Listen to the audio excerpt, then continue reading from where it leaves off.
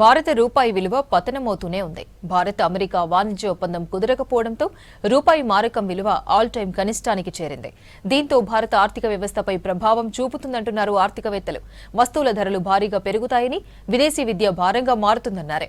రూపాయి విలువ పడిపోవడానికి కారణాలేంటో తెలుసుకోవాలంటే లెట్స్ వాచ్ దిస్ స్టోరీ.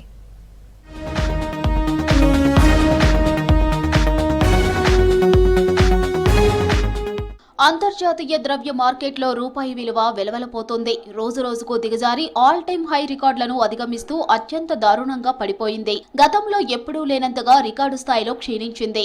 $1తో పోల్చుకుంటే రూపాయి విలువ 91 రూపాయలను దాటేసింది. ప్రస్తుత ఆర్థిక సంవత్సరం ప్రారంభంలో $87 వరకు కనిపించిన రూపాయి విలువ మూడో త్రైమాసికం చివరి నాటికి $91 దాటింది.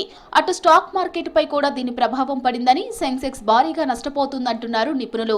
అమెరికా భారత్ ట్రేడ్ డీల్ సహా వాణిజ్య లోటు పెరగడం, డాలర్ డిమాండ్ పెరగడం, విదేశీ పెట్టుబడులు వెనక్కి వెళ్తూ ఉండటం వంటివి రూపాయి పతనానికి ప్రధాన కారణమని మార్కెట్ వర్గాలు అంచనా వేస్తున్నాయి. మామూలుగా భారతదేశం రూపాయి ప్రస్తుతం ఆసియాలో అయితే అన్ని కరెన్సీల కంటే దారుణంగా దాని పరిస్థితి ఉంది. డాలర్తో పోలిస్తే ఆసియా కరెన్సీలు అన్నిటికంటే కూడా ఎక్కువ పతనం అవుతుంది రూపాయి. అలాగే ప్రపంచవ్యాప్తంగా కూడా ఎక్కువ పతనం అవుతున్న కరెన్సీల్లో భారతదేశపు కరెన్సీ కూడా ఒకటి.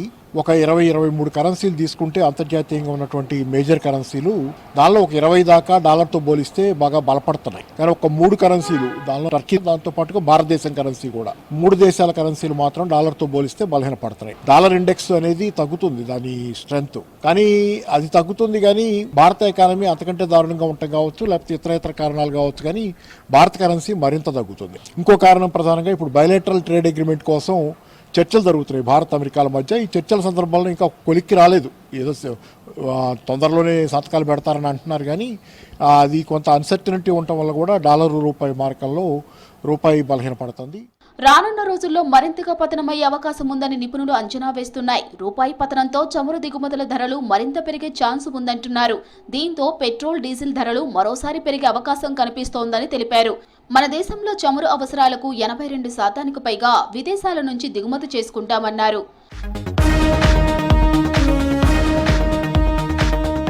మొబైల్స్, టీవీ, రిఫ్రిజిరేటర్స్ ఇలా అన్ని రకాల ఎలక్ట్రానిక్ గూడ్స్ తో పాటు పరిశ్రమల ముడిసరుకులతో పాటు లగ్జరీ వస్తువులు కూడా దిగుమతి చేసుకుంటాం.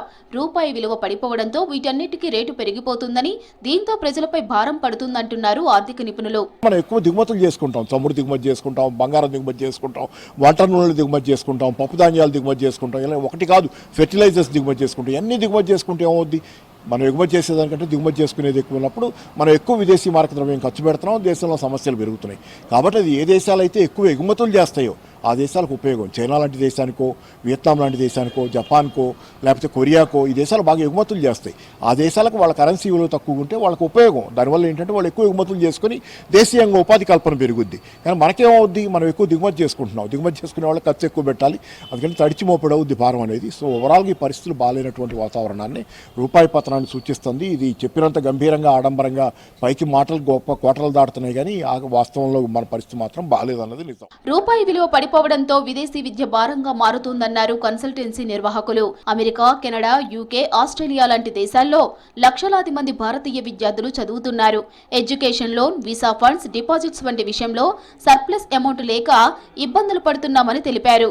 ఇప్పటికే ట్రంప్ పాలసీలతో కన్సల్టెన్సీలు 70% నష్టపోయాయని, రూపీ క్రాష్ తో మార్కెట్ డౌన్ అయిందన్నారు. Indian rupee day by day compare చేసుకుంటే డాలర్ తోటి చాలా తగ్గిపోతుంది. సో దీని వల్ల స్టూడెంట్స్ బయటికి వెళ్లాలని ప్లాన్ చేస్తున్నారు అదర్ కంట్రీస్ కి ఎలా ఇంపాక్ట్ ఉంటుంది అనేది విషయం. సో ఫస్ట్ థింగ్ వచ్చేసి మెయిన్ ఎడ్యుకేషన్ లోన్స్ అనేటిది స్టూడెంట్స్ ఎప్పుడన్నా బయట చదువుకోవాలనుకుంటే 4 to 5 months ముందే ఎడ్యుకేషన్ లోన్ కి అప్లై చేసి శాంక్షన్ లెటర్ తీసుకుంటారు. సో ఇప్పుడు ఏమైతుందంటే వాళ్ళు వీసాకి వెళ్లే టైం కి ఆ అమౌంట్ గ్యాప్ వచ్చేసి, సో అమౌంట్ సఫిషియెంట్ కాకపోవడం కానీ, సో వేరే అసెట్స్ యాడ్ చేయడం కానీ పేరెంట్స్ కి చాలా పెద్ద బర్డెన్ అయిపోయింది.